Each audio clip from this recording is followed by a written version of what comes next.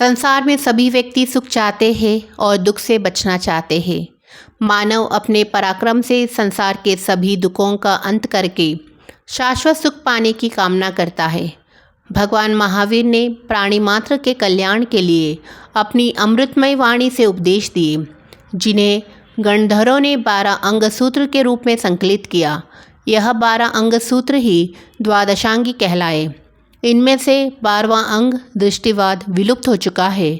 शेष 11 अंग इस प्रकार है: आचारांग, सूत्रकृतांग, स्थानांग, समवायांग, भगवती व्याख्या प्रज्ञप्ति, ज्ञाता सूत्र, उपासक दशा, अंतकृत दशा, अनुत्तरोपपातिक दशा, प्रश्न व्याकरण और विपाक सूत्र।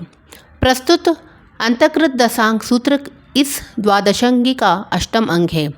तीर्थंकर भगवान ने अर्थ रूप में इस आगम को उपदेशित किया और पंचम गणधर आर्य श्री सुधर्मा स्वामी ने सूत्र रूप में इसको संकलित किया।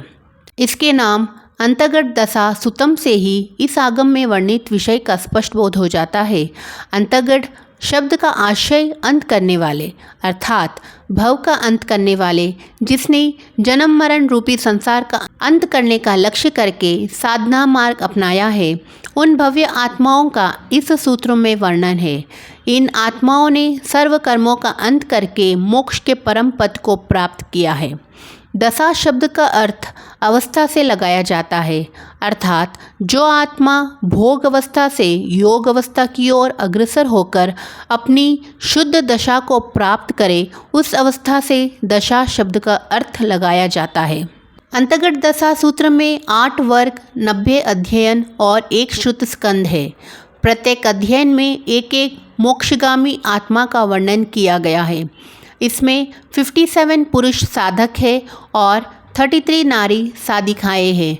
जैन धर्म में स्त्री और पुरुष को समान रूप से मोक्ष का अधिकारी माना गया है। इसके प्रारंभ के 5 वर्गों के 51 अध्यायों में भगवान नेमिनाथ के युग में मोक्षगामी 51 साधु साध्वियों का वर्णन है। शेष 6 से लेकर 8 तक के वर्गों में तीर्थंकर भगवान कालीन मोक्षगामी साधक साधिकाओं का वर्णन है। अंतर्गत दशा सूत्र का वांचन पर्युषण के दिनों में किया जाता है। इस सूत्र के अंत में इस शास्त्र के स्वाध्याय एवं वांचना को 8 दिनों में पूर्ण करने का आदेश दिया गया है।